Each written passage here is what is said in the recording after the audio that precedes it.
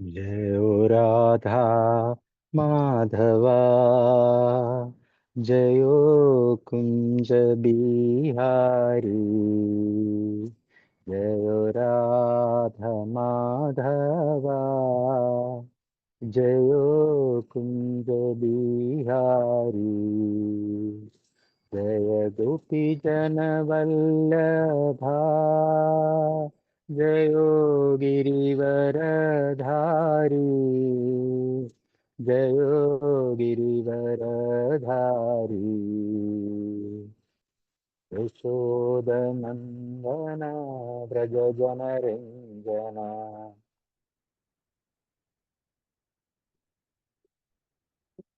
यशोदनन्दन व्रज जनरञ्जना।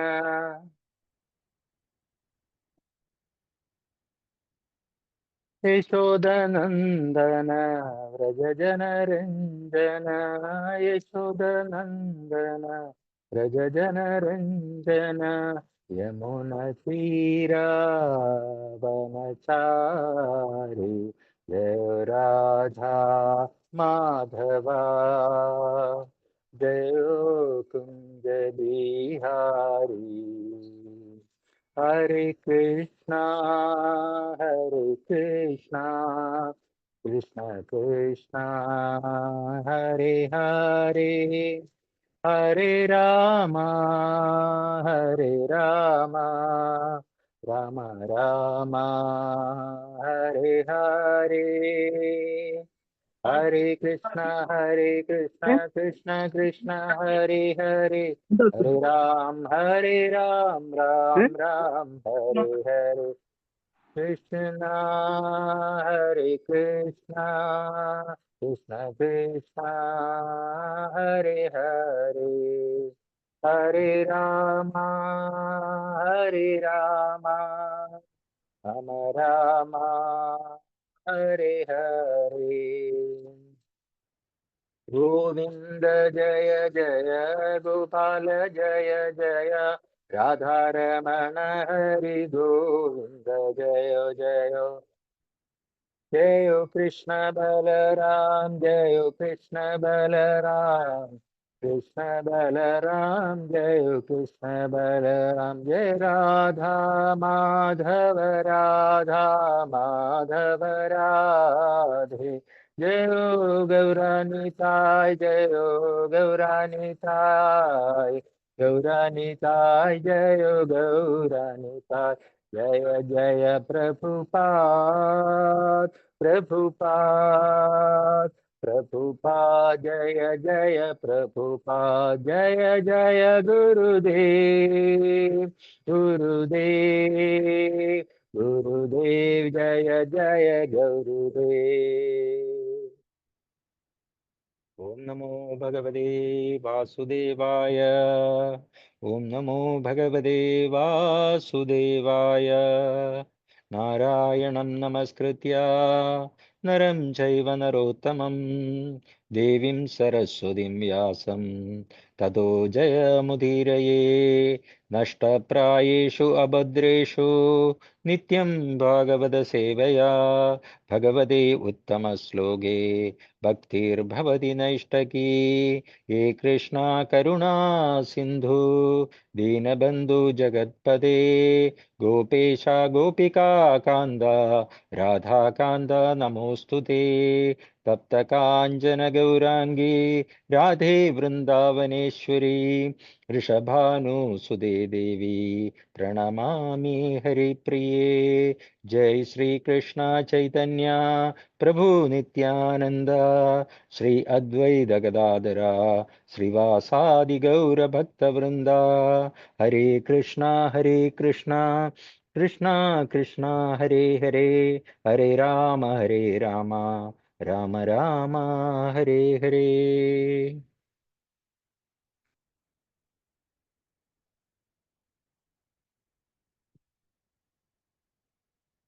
हरे कृष्णा।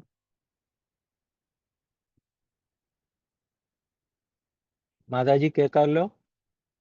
ഹരേ കൃഷ്ണ, ഹരേ കൃഷ്ണ. മാതാജി കേൾക്കുന്നുണ്ടോ? കേൾക്കാം പ്രഭുജി. ആ, അപ്പൊ ഇന്നത്തെ ശ്ലോകം നമ്മൾ ഭഗവത്ഗീതയില് 2-ാമത്തെ അധ്യായത്തില് 41-ാമത്തെ ശ്ലോകമാണ് നമ്മൾ ഇന്ന് ചർച്ച ചെയ്യുന്നത്. ഇപ്പൊ ശ്ലോകം വായിക്കാം. വ്യാവസായാത്മികാ ബുദ്ധിർ ഏകേഹാ കുരു നന്ദന ബഹുശാഖാ ഹി അനന്തശ്ച ബുദ്ധയോ അവ്യവസായിനാം.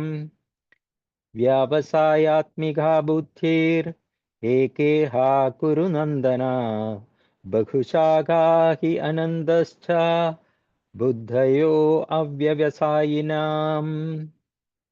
വ്യാവസായാത്മികാ ബുദ്ധിർ ഏകേഹ കുരു നന്ദന ബഹുശാഖാ ഹി അനന്തശ്ച ബുദ്ധയോ അവ്യവസായിനാം. Word to word translation. കുരുനന്ദന, ഹേ കുരുനന്ദന, ഇഹ ഈ ലോകത്തിൽ വ്യാവസായാത്മിക കൃഷ്ണാവബോധത്തിൽ ഉറച്ച ബുദ്ധി ഏകാഹി ഒന്ന് തന്നെയാകുന്നു. അവ്യവസായിനം എന്നാൽ കൃഷ്ണാവബോധമുദിക്കാത്തവർക്ക് ബുദ്ധികൾ ബഹുശാഖ വളരെ ശാഖകളോട് കൂടിയവയും അനന്താശ്ച അനന്തങ്ങളുമാകുന്നു. ട്രാൻസ്ലേഷൻ. ഈ വഴിക്ക് പോകുന്നവർ നിശ്ചയദാർഢ്യമുള്ളവരാണ്, ലക്ഷ്യവും ഒന്ന് മാത്രം. കുരുനന്ദന, ദൃഢനിശ്ചയമില്ലാത്തവരുടെ ബുദ്ധിയാകട്ടെ പല ശാഖകളോട് കൂടിയതാണ്. ഭാവാർത്ഥം ബൈ ശ്രീല പ്രഭുപാദ്. കൃഷ്ണാവബോധത്തിലൂടെ ജീവിത പരിപൂർണതയുടെ ഔന്നത്യത്തിലേക്ക് ഉയർത്തപ്പെടുമെന്ന ഒരാളുടെ ദൃഢമായ വിശ്വാസത്തെ വ്യാവസായാത്മിക ബുദ്ധി എന്ന് പറയുന്നു. ചൈതന്യ ചരിതാമൃതം പറയുന്നു, ശ്രദ്ധാ ശബ്ദേ വിശ്വാസ കഹേ സുദൃഢനിശ്ചയ കൃഷ്ണഭക്തി കൈലെ സർവകർമ്മ കൃതഹയ. ശ്രേഷ്ഠമായ ഒന്നിൽ ഉറച്ച മനസ്സുണ്ടാവുക എന്നതാണ് വിശ്വാസപദത്തിന്റെ നിർവചനം. കൃഷ്ണാവബോധപരങ്ങളായ കർമ്മങ്ങളിൽ മുഴുകിയിരിക്കെ ലൗകിക നിയമാശ്രിതമായി കുലപരമ്പരയോടോ മനുഷ്യ സമുദായത്തോടോ രാഷ്ട്രത്തോടോ ഉള്ള കടമകൾ ഒരാൾ നിറവേറ്റേണ്ടതില്ല. പൂർവജന്മങ്ങളിൽ ചെയ്ത നല്ലതോ ചീത്തയോ ആയ കർമ്മങ്ങളുടെ ഫലാനുഭവങ്ങളെ കാമ്യകർമ്മങ്ങൾ എന്ന് പറയുന്നു. കൃഷ്ണാവബോധം ഉണ്ടാകുമ്പോൾ ഒരാൾക്ക് സ്വകർമ്മങ്ങളുടെ ശുഭഫലങ്ങൾക്കായി ശ്രമിക്കേണ്ടതില്ല. കൃഷ്ണാവബോധത്തിൽ സ്ഥിതി ചെയ്യുന്ന ഒരാളുടെ എല്ലാ പ്രവൃത്തികളും നിരപേക്ഷ തലത്തിലാണ്. അവയ്ക്ക് നന്മ തിന്മകളെന്ന ഇരുഭാവങ്ങളില്ല.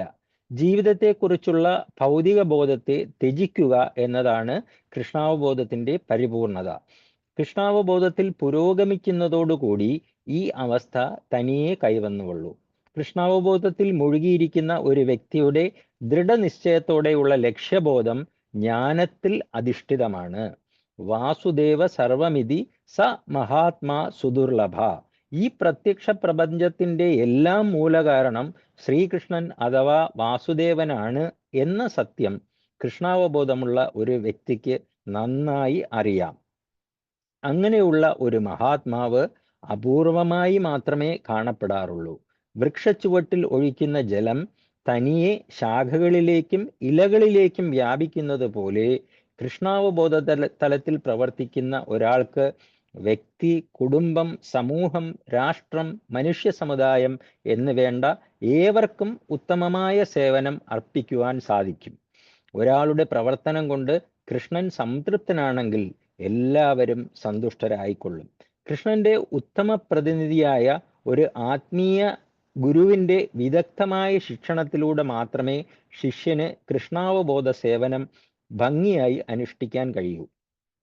ശിഷ്യന്റെ സ്വഭാവ രീതികൾക്ക് ശരിക്ക് മനസ്സിലാക്കിയ അത്തരത്തിലുള്ള ആചാര്യൻ ശിഷ്യന് കൃഷ്ണാവബോധ തലത്തിൽ പ്രവർത്തിക്കുവാൻ വേണ്ട മാർഗനിർദ്ദേശങ്ങൾ നൽകുന്നു. കൃഷ്ണാവബോധത്തിൽ നൈപുണ്യം സിദ്ധിക്കണമെങ്കിൽ ഒരാൾ നിശ്ചയദാർഢ്യത്തോടെ കൃഷ്ണപ്രതിനിധിയായ ഗുരുവിനെ അനുസരിക്കുകയും അദ്ദേഹത്തിന്റെ നിർദ്ദേശങ്ങൾ ജീവിത ദൗത്യമായി ശിരസ വഹിക്കുകയും ചെയ്യണം. ആത്മീയ ഗുരുവിനെ കുറിച്ചുള്ള തൻ്റെ പ്രശസ്ത ഗീതങ്ങളിൽ ശ്രീല വിശ്വനാഥ ചക്രവർത്തി ഠാക്കൂർ ഇങ്ങനെ ഉപദേശിക്കുന്നു: യസ്യ പ്രസാദാത് ഭഗവത് പ്രസാദോ യസ്യ പ്രസാദാത് നഗതി കുതോപി ധ്യായംസ്തു വംസ്തസ്യ യശസ്ത്രി സന്ധ്യം വന്ദേ ഗുരുശ്രീ ചരണാരവിന്ദം. ഗുരുവിന്റെ പ്രസാദത്താൽ ഭഗവാൻ പ്രസാദിക്കുന്നു.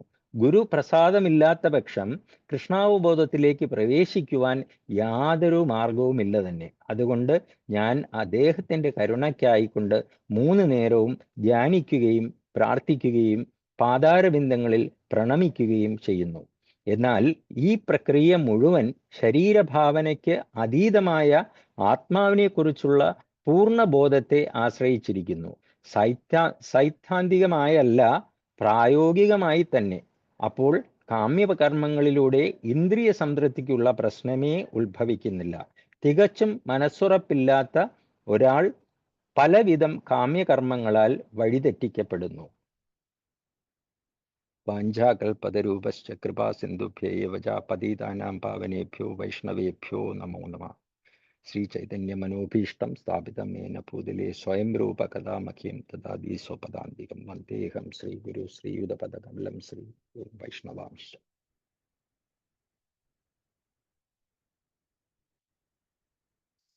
ഹരേ കൃഷ്ണ. ഹരേ കൃഷ്ണ വളരെ പ്രഭു. ഹരേ കൃഷ്ണ. വളരെ ഇമ്പോർട്ടൻ്റ് ആയിട്ടുള്ള ഒരു ശ്ലോകമാണ് ഈ ശ്ലോകം. 2-ാമത്തെ അധ്യായത്തില് 41-ാമത്തെ ശ്ലോകം. ഈ ശ്ലോകത്തിന്റെ ഒരു പ്രാധാന്യം എന്ന് പറയുന്നത്, ഈ ശ്ലോകം ആധ്യാത്മികമായിട്ടായാലും ഭൗതികമായിട്ടായാലും വളരെ പ്രധാനപ്പെട്ടതാണ് എന്നുള്ളതാണ്. എന്തുകൊണ്ടെന്നാൽ ഇതില് വ്യാവസായാത്മിക ബുദ്ധിർ ഏകേഹ കുരുനന്ദന.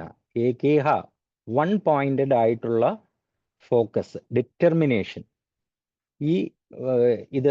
ഈ ശ്ലോകം പ്രധാനമായിട്ടും നമ്മുടെ ഫോക്കസും ഡിറ്റർമിനേഷനും ആണ് പ്രായോഗികമായി പറയുന്നത്. അപ്പൊ നമ്മൾ 1 പോയിന്റഡ് ഫോക്കസിൽ നമ്മുടെ ഇന്റലിജൻസ് പ്രവർത്തിച്ചു കഴിഞ്ഞാൽ നമുക്ക് കൃഷ്ണാവബോധത്തിൽ വളരെ പെട്ടെന്ന് പുരോഗമിക്കാനാകും. അതല്ല, നമ്മുടെ മനസ്സ് ഒരു വൃക്ഷങ്ങളുടെ ശാഖകളെ കണക്ക് പല ഡയറക്ഷനിലും പല ആഗ്രഹങ്ങളോടും കൂടി പോവുകയാണെങ്കിൽ അവ്യവസായിനാം, അതിന് ഒരു ഫലവും ഉണ്ടാവില്ല. പല ശാഖകളോടുകൂടി പോവുകയാണെങ്കിൽ ഒരു ഫലവും ഉണ്ടാവുകയില്ല. അപ്പൊ ഈ ശ്ലോകം നമ്മൾ ഭൗതികമായിട്ട് എങ്ങനെയാണ് നമ്മൾ എടുക്കേണ്ടതെന്ന് വെച്ചാൽ, നമ്മൾ ഒരു ഉദാഹരണമായിട്ട് പറഞ്ഞാൽ, ഒരു സ്പോർട്സിൽ താല്പര്യമുള്ള ഒരാൾ, അപ്പോൾ അയാൾ ക്രിക്കറ്റ് കളിക്കുന്നു, ബാസ്കറ്റ് ബോൾ കളിക്കുന്നു, വോളിബോൾ കളിക്കുന്നു, ബാഡ്മിൻ്റൺ കളിക്കുന്നു, ഈ എല്ലാ കളിയിലും കൂടെ കോൺസെൻട്രേറ്റ് ചെയ്ത് കഴിഞ്ഞാൽ അദ്ദേഹത്തിൻ്റെ ഒറിജിനൽ ഗോൾ എന്താണോ അതവിടെ നഷ്ടപ്പെടുന്നു. നേരെ മറിച്ച് ഏതെങ്കിലും ഒരു സ്പോർട്സിൽ, ഇപ്പം ക്രിക്കറ്റിലാണ് അയാൾക്ക് ഇൻട്രസ്റ്റ് ഉണ്ടെന്നെങ്കിൽ അതിൽ മാത്രം ഫോക്കസ് ചെയ്ത് കഴിഞ്ഞാൽ അദ്ദേഹത്തിന് വളരെ പെട്ടെന്ന് അദ്ദേഹത്തിൻ്റെ ഡിസൈർഡ് ഗോൾ എന്താണോ, ആത്യന്തികമായ ലക്ഷ്യം എന്താണോ, അത് വളരെ പെട്ടെന്ന് കൈവരിക്കാൻ കഴിയും. ഇപ്പൊ ക്രിക്കറ്റിലാണെങ്കിൽ തന്നെ അയാൾക്ക് ഒരു ബാറ്റ്സ്മാൻ ആവണോ ബൗളർ ആവണോ? അങ്ങനെയാണെന്നുണ്ടെങ്കിൽ ബാറ്റിംഗ് ആണ് വേണ്ടതെങ്കിൽ അയാൾ ബാറ്റിങ്ങിൽ ആദ്യം വളരെ സമയമെടുത്ത് ഡിറ്റർമിൻഡ് ആയിട്ട്. അപ്പം ഇതിന് പറയുന്നത്, നമുക്കൊരു കാര്യം വേണമെന്നുണ്ടെങ്കിൽ 3 ആസ്പെക്ട്സ് നോക്കണം. നമുക്ക് ആഗ്രഹം വേണം, ഒന്നാമത് ഡിസയർ വേണം. പിന്നെയോ, ആഗ്രഹം മാത്രം ഉണ്ടായാൽ നമ്മുടെ ആ പരമലക്ഷ്യസ്ഥാനം എത്തുമോ? ഇല്ല. അപ്പൊ എന്ത് വേണം? ആഗ്രഹം ഉണ്ടായാൽ മാത്രം പോരാ, എൻഡവർ, അതിനുവേണ്ടി പ്രയത്നിക്കണം, അതിനുവേണ്ടി ഹാർഡ് വർക്ക് ചെയ്യണം. ഇനി ഇത് രണ്ടും ഉണ്ടായാൽ മാത്രം പോരല്ലോ, പിന്നെയോ ഭഗവാന്റെ മേഴ്സിയും കൂടെ ഉണ്ടാവണം. അപ്പോൾ ആഗ്രഹം വേണം. ആഗ്രഹം ഉണ്ടായിട്ട് മാത്രം കാര്യമില്ല, ആഗ്രഹത്തിൻ്റെ കൂടെ എൻഡവർ വേണം. എൻഡവർ എന്ന് പറഞ്ഞാൽ നമ്മൾ ശരിയായ രീതിയിൽ അതിനുവേണ്ടി പ്രവർത്തിക്കണം. അതിന് എക്സാമ്പിളായിട്ട് ഒരു കുട്ടി, ഒരു സ്കൂളിൽ പഠിക്കുന്ന കുട്ടിക്ക് ആ ക്ലാസ്സിൽ ടോപ്പ് ആവണമെന്നാണ് ആഗ്രഹം. അപ്പം അങ്ങനെ ടോപ്പ് ആവണമെന്ന് ആഗ്രഹിക്കുന്ന കുട്ടി ഒരു നല്ല ഡയറക്ഷൻ കൊടുക്കാനായിട്ട് ഏതെങ്കിലും ഒരു ടീച്ചറിൻ്റെ അടുത്ത് പോകുമ്പോൾ ആ ടീച്ചർ പറയും, നീ ഈ മാത്സിലാണെങ്കിൽ ഇന്ന സബ്ജക്ട്സ് ആണ് കൂടുതൽ കോൺസെൻട്രേറ്റ് ചെയ്യേണ്ടത്, സയൻസിലാണെങ്കിൽ ഈ ഏരിയ ആണ് കൂടുതൽ, ഇതെന്നായിരിക്കും 80% ക്വസ്റ്റ്യൻസ് വരുന്നത്. അപ്പം അയാൾ കൂടുതൽ ആ ഏരിയ ഫോക്കസ് ചെയ്യും, so that he or she can attain the desired goal. അപ്പോൾ വൺ പോയിന്റഡ് അറ്റൻഷൻ അല്ലെങ്കിൽ focus, that is very important എന്നാണ് ഈ ശ്ലോകത്തിൽ നിന്ന് മനസ്സിലാക്കാൻ കഴിയുന്നത്. പിന്നെ ഇതിൽ സ്വാമിജി പ്രഭുപാദ് ഭാവാർത്ഥത്തിൽ തന്നെ നമ്മൾ പലയിടത്തും ചെല്ലുമ്പോൾ എന്താണ് ഈ വ്യാവസായാത്മിക ബുദ്ധി എന്ന് ചോദിക്കാറുണ്ട്.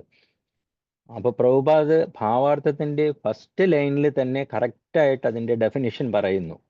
കൃഷ്ണാവബോധത്തിലൂടെ ജീവിത പരിപൂർണതയുടെ ഔന്നത്യത്തിലേക്ക് ഉയർത്തപ്പെടുന്ന ഒരാളുടെ ദൃഢമായ വിശ്വാസത്തെ വ്യാവസായാത്മിക ബുദ്ധി എന്ന് പറയുന്നു. വളരെ സിമ്പിളാണ്. നമ്മുടെ ജീവിത ലക്ഷ്യം എന്താണ് എന്ന് പറഞ്ഞാൽ ഭഗവാന്റെ തൃപ്പാദങ്ങളിൽ സമർപ്പിക്കപ്പെടണം എന്നുള്ളതാണ്. അതായത് ഈ ജനന മരണ ചക്രത്തിൽ നിന്ന് മാറി ഒഴിവായി ഭഗവാന്റെ തൃപ്പാദങ്ങളിൽ എത്തണം എന്നുള്ളതാണ് നമ്മൾ ഓരോരുത്തരും ആഗ്രഹിക്കുന്നത്.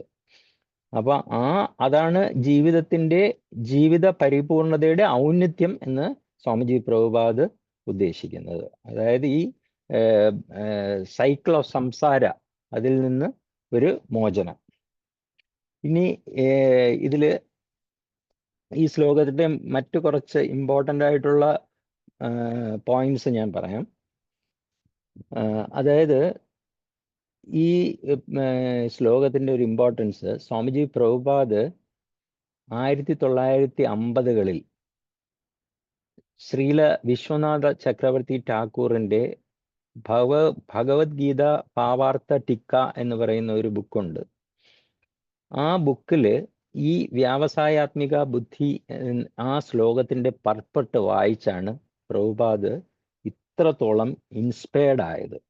അപ്പം ഇസ്കോൺ ഡിവോട്ടീസിനെല്ലാം ഈ ശ്ലോകത്തിൻ്റെ അടുത്ത് ഒരു പ്രത്യേക താല്പര്യമുണ്ട്. കാരണം ഇതാണ്, സ്വാമിജി പ്രഭുപാദ് ഏറ്റവും കൂടുതൽ ഇൻസ്പയർഡ് ആയ ഒരു ശ്ലോകമാണ്. അതായത് വിശ്വനാഥ ചക്രവർത്തി ഠാക്കൂർ അതിൽ എടുത്തു പറയുന്ന ഒരു പോയിന്റ് എന്ന് പറഞ്ഞാൽ, എന്താണോ നിങ്ങളുടെ ഗുരുവിൻ്റെ, ആധ്യാത്മിക ഗുരുവിൻ്റെ ആഗ്രഹം എന്താണോ അത് നിങ്ങൾ നിറവേറ്റണം. ആ ആധ്യാത്മികമായിട്ടുള്ള അത് നിറവേറ്റണമെങ്കിൽ നമ്മൾ വ്യാവസായാത്മിക ബുദ്ധിയോടുകൂടി പ്രവർത്തിക്കണം. അപ്പൊ ഇത് സ്വാമിജി പ്രഭുപാദ് ഈ ഒരു സെന്റൻസ് അദ്ദേഹത്തിൻ്റെ ലൈഫ് ആൻഡ് സോൾ ആയിട്ട് എടുത്തു. അതുകൊണ്ടാണ് നമുക്കിന്ന് ഇത്രയും വലിയൊരു പ്രസ്ഥാനവും ഇത്രയും എല്ലാ ഭഗവത്ഗീത, ശ്രീമദ് ഭാഗവതത്തിൻ്റെ 18,000 ശ്ലോകങ്ങൾക്കും ഭാവാർത്ഥം ഇതെല്ലാം കിട്ടിയത്. അപ്പൊ അതിൻ്റെ എല്ലാം തുടക്കം പ്രഭുപാദിനെ ഇഗ്നൈറ്റ് ചെയ്തത് 1950കളിൽ സ്വാമിജി പ്രഭുപാദ് ഈ വ്യവസായാത്മിക ബുദ്ധി എന്ന് പറയുന്ന ശ്ലോകത്തിൻ്റെ വിശ്വനാഥ ചക്രവർത്തി ഠാക്കൂറിൻ്റെ ഭഗവത്ഗീത ഭാവാർത്ഥ ടീക്ക എന്ന ഗ്രന്ഥത്തിൽ അതിൻ്റെ ഭാവാർത്ഥം വായിച്ചതാണ്. ഇപ്പൊ നമുക്ക് നോക്കാം, ഈ ശ്ലോകത്തിന് തൊട്ടു മുമ്പ് ഭഗവാൻ പറഞ്ഞ ശ്ലോകം എന്താണ്? നേഹാഭിക്രമനാസോസ്തി പ്രത്യവായോ ന വിദ്യതേ സ്വൽപ്പം അഭ്യസ്യ ധർമ്മസ്യ ത്രായതോ മഹതോ ഭയം. അതായത് അപ്പൊ ഇവിടെ ഭഗവാൻ ബുദ്ധിയോഗത്തിനെ കുറിച്ച് പറഞ്ഞു തുടങ്ങുകയാണ്. സ്വൽപ്പം അഭ്യസ ധർമ്മസ്യ, എന്താണ് സ്വൽപ്പം അഭ്യസ ധർമ്മസ്യ? ബുദ്ധിയോഗ അല്ലെങ്കിൽ ഭക്തിയോഗ.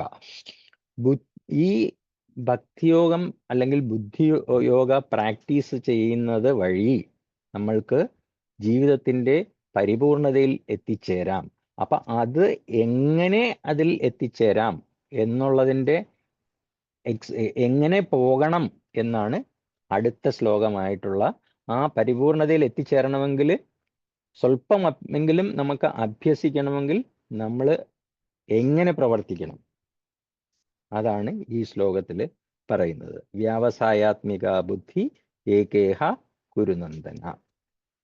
ഇനി നമ്മൾ ഇതിന്റെ പർപ്പറ്റിൽ തന്നെ സ്വാമിജി പ്രഭുപാദ് പറയുന്നുണ്ട്, ഭഗവാൻ ഒരാളുടെ പ്രവർത്തനം കൊണ്ട് കൃഷ്ണൻ സംതൃപ്തനാണെങ്കിൽ എല്ലാവരും സന്തുഷ്ടരായിക്കൊള്ളും.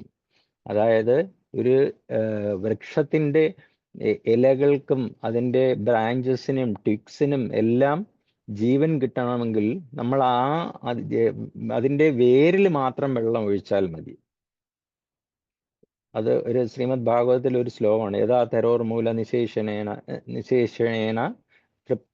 തൃപ്യന്തി തത്കന്ധ ഭുജോപശാഖ എന്ന് പറയുന്ന ഒരു ശ്ലോകത്തിൻ്റെ ആണ് ഇത് പ്രഭുപാദയുടെ പറഞ്ഞിരിക്കുന്നത്. ഇപ്പൊ മഹാഭാരതത്തിൽ ഇതിൻ്റെ തന്നെ ഒരു ചെറിയ കഥയുണ്ട്. നമ്മൾ അക്ഷയപാത്രത്തിൽ ഒരിക്കൽ ദുർവാസ മുനിയും 10,000 ഡിസൈപ്പിൾസും കൂടെ വന്നപ്പോഴത്തേക്ക് ദ്രൗപദിക്ക് കൊടുക്കാനൊന്നുമില്ലായിരുന്നു.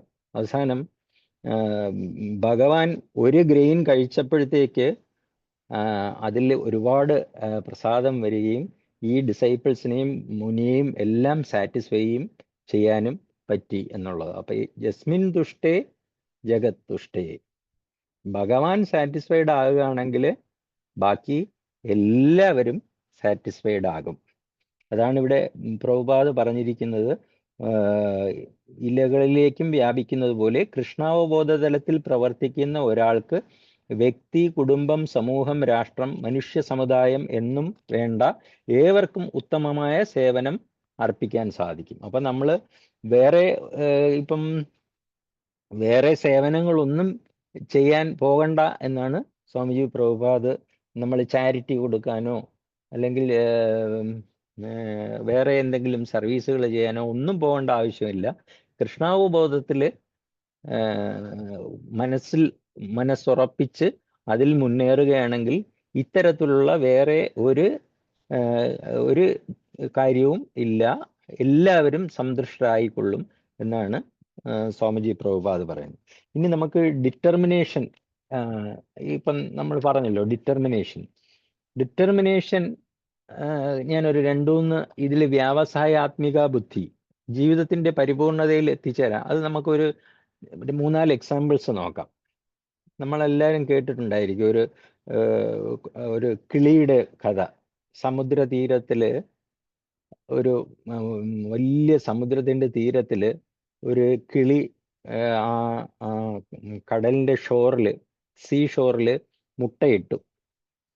മുട്ടയിട്ടിട്ട് ഓരോ ദിവസവും ഇങ്ങനെ കിളി മുട്ട വിരിയുന്നോ എന്ന് നോക്കിക്കൊണ്ട് ഇരിക്കും കുട്ടികളെ കാണാൻ വേണ്ടി. അങ്ങനെ ഇരിക്കെ ഒരു വലിയ തിരമാല വന്ന് ഈ കിളിയിട്ടിരുന്ന മുട്ടയെല്ലാം അങ്ങ് എടുത്തുകൊണ്ട് പോയി. ആ മുട്ടയെല്ലാം അങ്ങ് കടലിൽ പോയി കഴിഞ്ഞപ്പോഴത്തേക്ക് ഈ കിളി അവിടെ നിന്ന് കടലിൻ്റെ അടുത്ത് പറഞ്ഞു, നിങ്ങൾ ഇത്രയും മോശമായിട്ട് പെരുമാറാൻ പാടില്ല. ഞാൻ വളരെ നാളായിട്ട് എൻ്റെ കുട്ടികൾക്ക് വേണ്ടി കാത്തിരിക്കുകയായിരുന്നു. നിങ്ങൾ എൻ്റെ മുട്ട തിരിച്ചു തരണം എന്ന് പറഞ്ഞു. അപ്പം സമുദ്രം എവിടെ നിന്നത് കേൾക്കാനാ? സമുദ്രം കേട്ടില്ല. അങ്ങനെ ഈ കിളി ഭയങ്കര വിഷമത്തോടുകൂടി, അങ്ങനെ വിട്ടാ പറ്റില്ലല്ലോ, ഞാൻ നോക്കിക്കോ, ഈ കടലിലെ വെള്ളം മുഴുവൻ വറ്റിച്ചിട്ട് ഞാൻ ആ മുട്ട എടുക്കും എന്ന് പറഞ്ഞ് ആ കുഞ്ഞു കിളി കടലിൽ പോയി അതിൻ്റെ വായിൽ കൊള്ളുന്ന വെള്ളം എടുത്ത് തിരിച്ചു വന്ന് കരയിൽ ഇടും. അത് കഴിഞ്ഞ് വീണ്ടും പോയി കടലിൽ പോയി വെള്ളം എടുക്കും, വീണ്ടും കരയിൽ വന്ന്, അങ്ങനെ കുറേ 2-3 ദിവസം ഇങ്ങനെ ഇത് കണ്ടിന്യൂസ് ആയിട്ട് ചെയ്തുകൊണ്ടിരുന്നപ്പോൾ പക്ഷികളുടെ രാജാവും ഭഗവാൻ സഞ്ചരിക്കുന്നതുമായ ഗരുഡൻ ഇത് കാണാനിടയായി.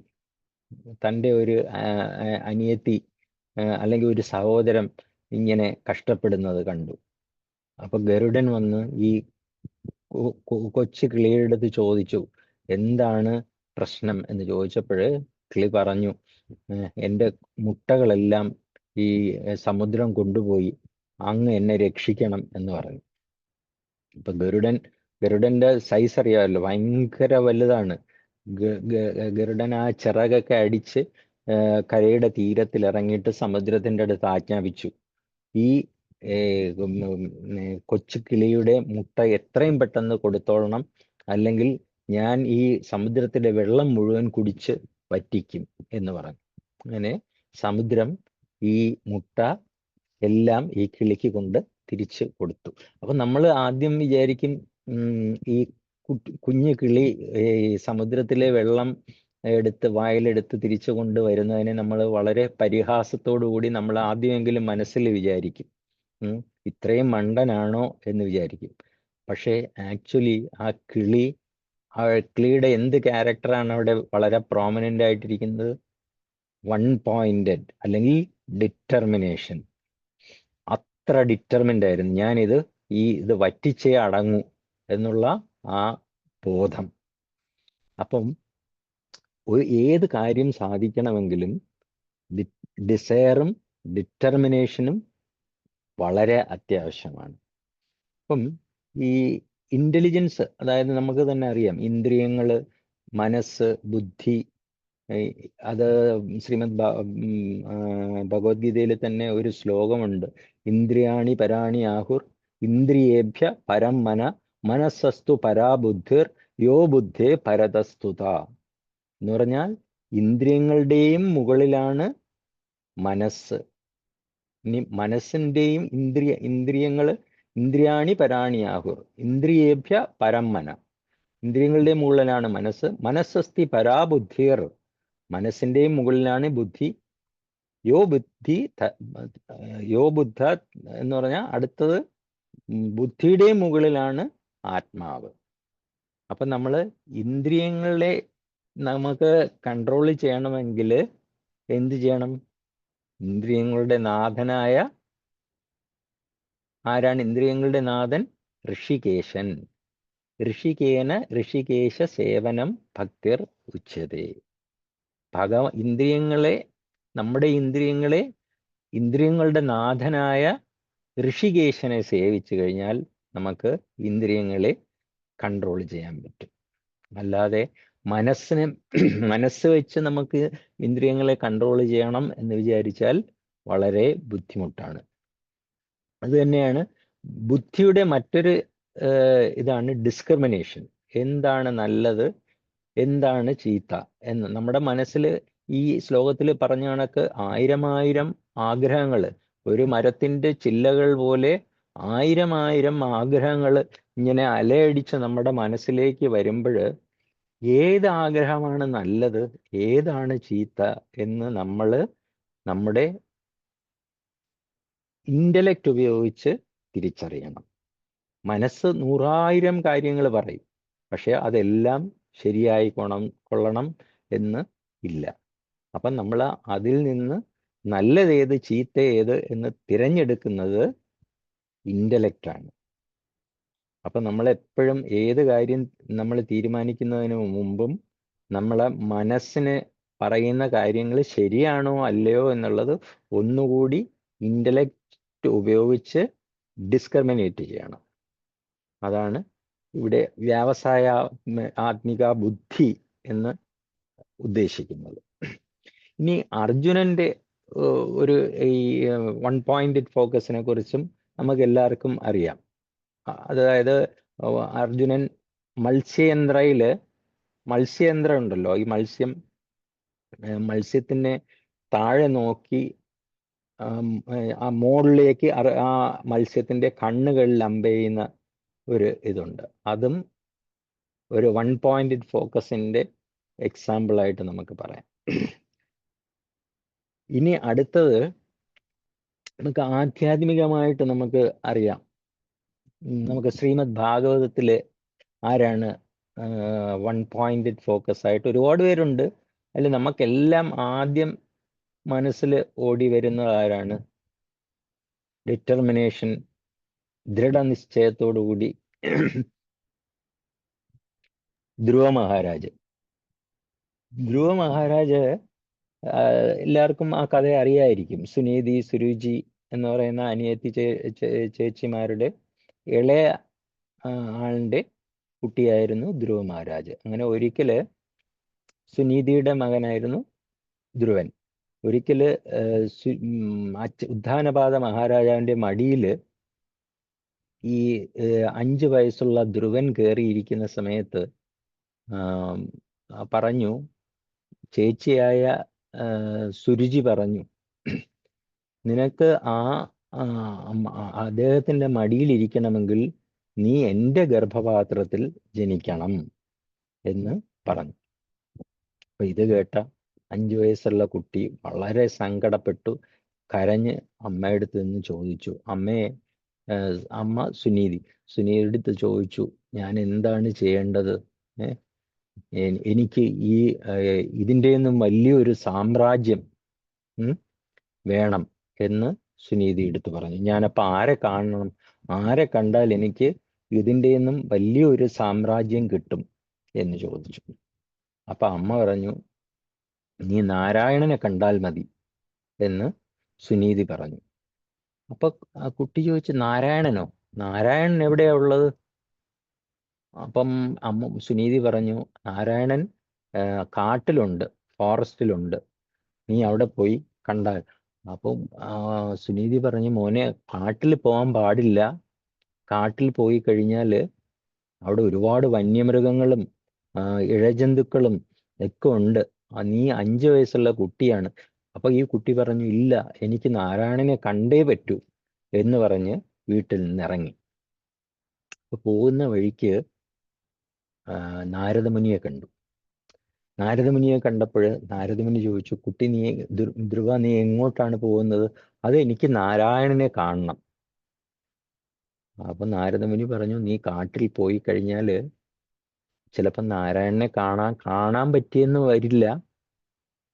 അങ്ങനെ നാരദമുനി പല കാര്യങ്ങളും പറഞ്ഞ് ഈ കുട്ടിയെ പിന്തിരിപ്പിക്കാൻ ശ്രമിച്ചു കാട്ടിലേക്കുള്ള യാത്രയിൽ.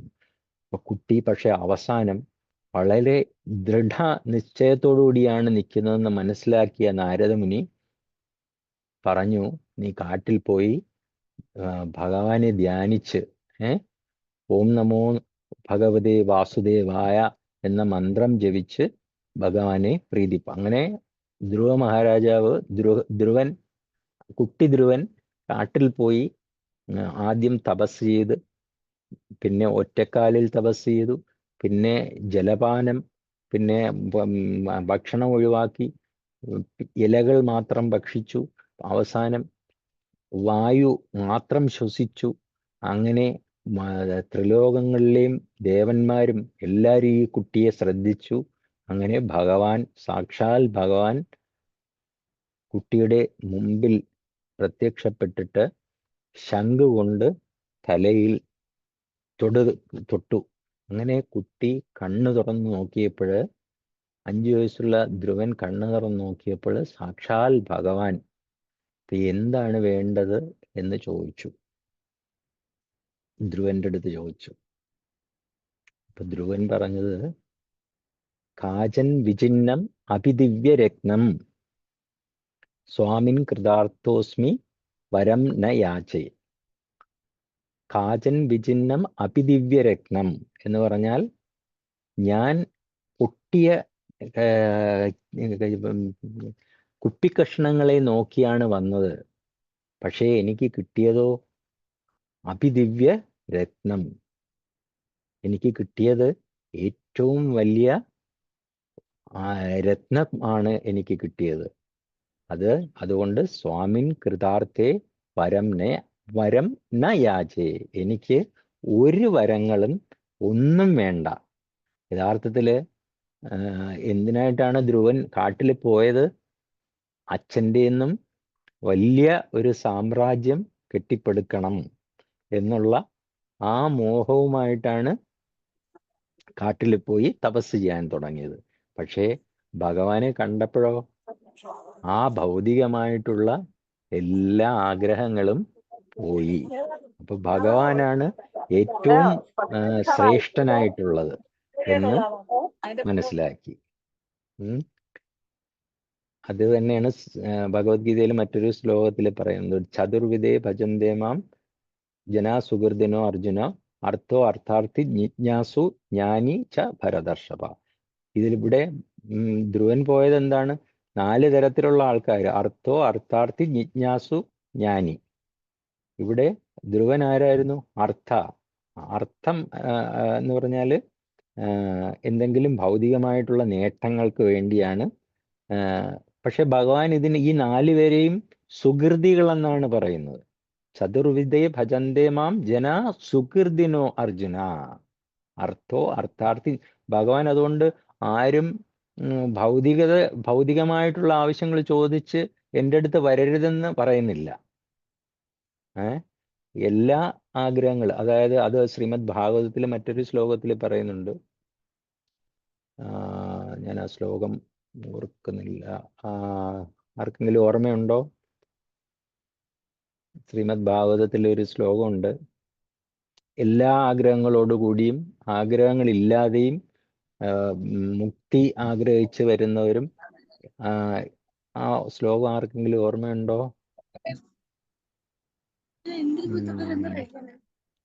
ഞാൻ അങ്ങനെ ഒരു ശ്ലോകം ഭാഗവതത്തിലുണ്ട്. സകാമോ അങ്ങനെയാണ് തുടങ്ങുന്നത്, ഞാൻ വിട്ടുപോയി. ഓക്കെ. അപ്പം ഈ 4 വിധത്തിലുള്ള ആഗ്രഹങ്ങളോടുകൂടി വരുന്നവരെ എല്ലാം ഭഗവാൻ സുഹൃത്തികൾ എന്നാണ് പറയുന്നത്. അപ്പൊ ഭൗതികമായിട്ടുള്ള ആഗ്രഹങ്ങളോടുകൂടി വരുന്നതിനെ ഭഗവാൻ അത്ര തെറ്റ് പറയുന്നില്ല.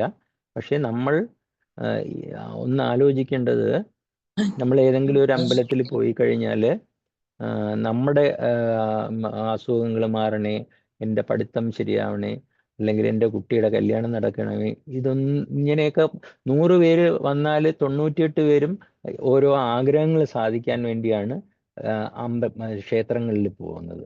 പക്ഷേ യഥാർത്ഥ ഭക്തൻ എന്താണ് ചെയ്യുന്നത്? ക്ഷേത്രത്തിൽ പോയി ഭഗവാനെ പ്രകീർത്തിക്കും, അല്ലെങ്കിൽ ഭഗവാനെ ഗ്ലോറിഫൈ ചെയ്യും.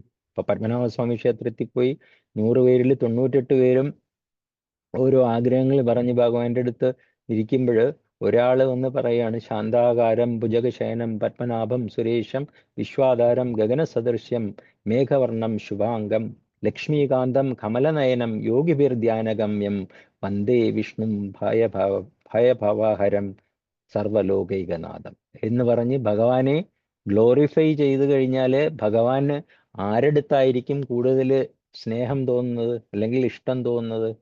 ഭഗവാനെ ഗ്ലോറിഫൈ ചെയ്തവരുടെ അടുത്തായിരിക്കും ഇഷ്ടം തോന്നുന്നത്. അപ്പൊ അതാണ് നമ്മൾ ഇവിടെ പ്രധാനമായിട്ടും മനസ്സിലാക്കേണ്ടത്. സ്വാമിജി പ്രഭുപാദം പറയുന്നത് അങ്ങനെയാണ്. പ്രഭുപാദ് എപ്പോഴും ഡിവോഷൻ എന്ന് പറയാറില്ല, ഡിവോഷണൽ സർവീസ്. സർവീസ് എന്ന് പറഞ്ഞാൽ നമ്മൾ ഭഗവാനെ, ഭഗവാന്റെ അംശങ്ങളാണ് നമ്മൾ എന്നുള്ളത് കൊണ്ട് ആ അംശത്തിന്റെ ജോലി എന്താണ്? നമ്മുടെ ശരീരത്തിന്റെ ഭാഗമാണ് കൈ. അപ്പൊ കൈയുടെ ജോലി ശരീരത്തിനെ സേവിക്കുക. അപ്പൊ ഭഗവാന്റെ അംശമാണ് നമ്മൾ. ആ അംശത്തിന്റെ ജോലി ഭഗവാനെ സേവിക്കുക, സ്നേഹിക്കുക എന്നുള്ളതാണ്. അപ്പൊ ഇത് ഡിറ്റർമിനേഷൻ, ധ്രുവ മഹാരാജാവിന്റെ 1 പോയിന്റഡ് ഫോക്കസ് അല്ലെങ്കിൽ ഡിറ്റർമിനേഷൻ, അതാണ് വ്യാവസായാത്മിക ബുദ്ധി. അപ്പം ശരിയല്ലേ? അപ്പൊ സ്വാമിജി പ്രഭുപാദിന്റെ ഈ കറക്റ്റായിട്ടുള്ള ഡെഫിനിഷനാണ്: കൃഷ്ണാവബോധത്തിലൂടെ ജീവിത പരിപൂർണതയുടെ ഔന്നത്യത്തിലേക്ക് ഉയർത്തപ്പെടുമെന്ന ഒരാളുടെ ദൃഢമായ വിശ്വാസത്തെ വ്യാവസായാത്മിക ബുദ്ധി എന്ന് പറയുന്നു. ഇനി സ്വാമിജി പ്രഭുപാദിന്റെ കാര്യം തന്നെ നമുക്ക് എടുത്താൽ മനസ്സിലാക്കാം. പ്രഭുപാദ, ഞാൻ നേരത്തെ പറഞ്ഞാണ്, 1950 ഈ വിശ്വനാഥ ചക്രവർത്തിയുടെ ഈ പർപ്പട്ട് വായിച്ചതിന് ശേഷം ദൃഢമായ ഒരു തീരുമാനം എടുത്ത് അദ്ദേഹത്തിൻ്റെ സ്പിരിച്വൽ മാസ്റ്ററായ സരസ്വതി ഠാക്കൂർ മഹാരാജിൻ്റെ നിർദ്ദേശം മനസ്സിലാക്കി അദ്ദേഹം അമേരിക്കയിൽ പോയി. അപ്പോൾ ഈ പോകുന്ന സമയത്തൊക്കെ അദ്ദേഹത്തിന് 3 പ്രാവശ്യം കപ്പലിൽ വെച്ച് ഹാർട്ട് അറ്റാക്ക് ഉണ്ടായി. അതിനുശേഷം അവിടെ ചെന്ന് വെസ്റ്റേൺ കൺട്രീസിൽ ശ്രീമദ് ഭാഗവതത്തിൻ്റെ ആദ്യത്തെ 2 വോള്യൂം മാത്രമായിട്ടാണ് 40 രൂപയുമായിട്ട് അദ്ദേഹം അമേരിക്കയിൽ ഇറങ്ങി. അവിടെ ആ സമയത്ത് ഹിപ്പീസിനെയും ഡ്രഗ് അഡിക്ട്സിനെയും അങ്ങനെയുള്ള ആൾക്കാരുമായിട്ട് 1 വർഷത്തോളം ഒരു ഇമ്പ്രൂവ്മെന്റും ഇല്ലാതെ വാടകയ്ക്ക് താമസിച്ചു. പിന്നെ മുറി എടുത്ത് അവിടെ ഹരേ കൃഷ്ണ മഹാമന്ത്രം എല്ലാവരുമായിട്ട് ജപിച്ചു. Back to Godhead magazine വിതരണം ചെയ്തു. അങ്ങനെ പതുക്കെ പതുക്കെയാണ് അദ്ദേഹം ഈ പ്രസ്ഥാനത്തിനെ വളർത്തിയെടുത്തത്. അപ്പൊ നമ്മളെല്ലാവരും വിചാരിക്കേണ്ടത്, സ്വാമിജി പ്രഭുപാദ് ഒരുപാട് കഷ്ടപ്പെട്ടിട്ടാണ് ഈ ഹരേ കൃഷ്ണ പ്രസ്ഥാനം ഇത്രയും നല്ല ഒരു രീതിയിൽ എത്തിപ്പെട്ടത്. അപ്പൊ നമ്മൾ ഓരോരുത്തരും സ്വാമിജി പ്രഭുപാദിന്റെ ഈ ഒരു മൂവ്മെന്റിൽ നമ്മളാൽ കഴിയുന്ന പങ്ക് വളരെ ഡിറ്റർമിൻഡ് ആയിട്ടും വ്യാവസായാത്മിക ബുദ്ധിയോടുകൂടിയും പ്രവർത്തിക്കണം. അപ്പോൾ ഞാൻ ഒന്നും കൂടെ പറയാം. നമുക്ക് വ്യാവസായാത്മിക ബുദ്ധി ഈ ശ്ലോകത്തിൽ പ്രധാനമായിട്ട് ഉദ്ദേശിക്കുന്നത് നമുക്ക് desire, determination and Lord's mercy, ഇത് മൂന്നുമാണ് ഏറ്റവും കൂടുതൽ വേണ്ടത്. ആഗ്രഹങ്ങൾ മാത്രം പോരാ, ആഗ്രഹങ്ങൾ ഉണ്ടെങ്കിൽ അതിനു വേണ്ടി നമ്മൾ യത്നിക്കണം, പ്രയത്നിക്കണം. പിന്നെയോ ഇത് രണ്ടും ഉണ്ടായാലും പോരാ, ഭഗവാന്റെ മേഴ്സിയും വേണം. അപ്പൊ ഭഗവാന്റെ മേഴ്സി വേണമെങ്കിൽ നമ്മൾ എന്ത് ചെയ്യണം? ശ്രീമദ് ഭഗവത്ഗീതയിൽ പറയുന്നത് സതതം കീർത്തയന്തോ മാം. ചൈതന്യ മഹാപ്രഭു എന്ത് പറയുന്നു? കീർത്തനീയ സദാഹരി. നീ സ്വാമിജി പ്രഭുപാദ് എന്ത് പറയുന്നു? ചാൻഡ് ആൻഡ് ബി ഹാപ്പി. അപ്പൊ നമുക്ക് എല്ലാവർക്കും ഹരേ കൃഷ്ണ മഹാമന്ത്രം ജപിച്ച് അതിലൂടെ ജീവിതത്തിന്റെ പരിപൂർണതയിലേക്ക് എത്താൻ ശ്രമിക്കാം. ഹരേ കൃഷ്ണ. എന്തെങ്കിലും സംശയങ്ങൾ, കമന്റ്സ് പറയാം. Hare Krishna. Thank you so much പ്രഭു. ഹരേ കൃഷ്ണ. ഹരേ കൃഷ്ണ. പ്രഭുവിന്റെ ആദ്യത്തെ ഹരേ കൃഷ്ണ. ഭഗവത്ഗീത ക്ലാസ് ആയിരുന്നു നമ്മൾ അതെ കേൾക്കുന്നത്. അതെ അതെ. താങ്ക് യു പ്രഭു. പ്രഭുവിനെ കുറിച്ച് ഹരേ ഈവനിങ് നമുക്ക് ചിലപ്പോ രാവിലെ ഉള്ള ആൾക്കാരല്ല കുറച്ച് ഈവനിങ് ഉള്ളത്. ഈവനിങ് കുറച്ച് പുതിയ ആൾക്കാരാണ് പ്രഭു ഉള്ളത്. Okay okay okay okay. അപ്പൊ അവരറിയാൻ വേണ്ടിയിട്ട്, പ്രഭു ഒരു ഡോക്ടറാണ്. നമ്മുടെ ട്രിവാൻഡ്രം ജനറൽ ഹോസ്പിറ്റലിലെ സീനിയർ സർജൻ ആണ് പ്രഭു. അപ്പോ അത്രയും ക്വാളിഫൈഡ് ആണ് പ്രഭു. പ്രഭുവിന്റെ ജീവിതം ഭഗവാന്റെ സേവനത്തിനായിട്ട് പ്രഭു ഭഗവാന്റെ ഭക്തന്മാർക്കുമായിട്ട് ഒരുപാട് നല്ല കാര്യങ്ങൾ പ്രഭു ചെയ്യുന്നുണ്ട്. അപ്പൊ പ്രഭുവിന് വേണം പ്രഭുവിന് ഒരു ഹരേ കൃഷ്ണ പറയുക. ആർക്ക് എന്ത് ഡൗട്ട്സ് ഉണ്ടെങ്കിലും ദയവായി ചോദിക്കുക. പ്രഭു അതിന് നന്നായിട്ട് ആൻസർ ചെയ്യുന്നതാണ്. അപ്പൊ എന്ത് ഡൗട്ട് ഉണ്ടെങ്കിലും ദയവായി ചോദിക്കുക. ഹരേ കൃഷ്ണ.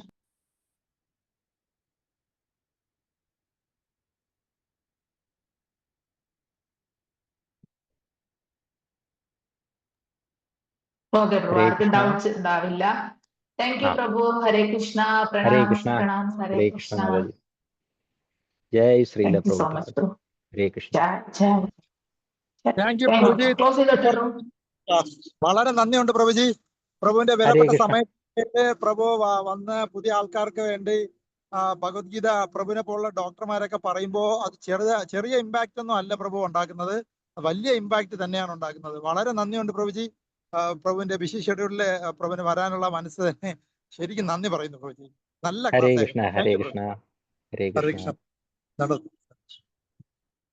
ഹരേ കൃഷ്ണ. ക്ലോസ് ചെയ്തോട്ടെ പ്രഭു. ഓക്കെ ഓക്കെ മാതാജി. ഹരേ കൃഷ്ണ. ഹരേ കൃഷ്ണ. ജയ് ശ്രീ കൃഷ്ണ.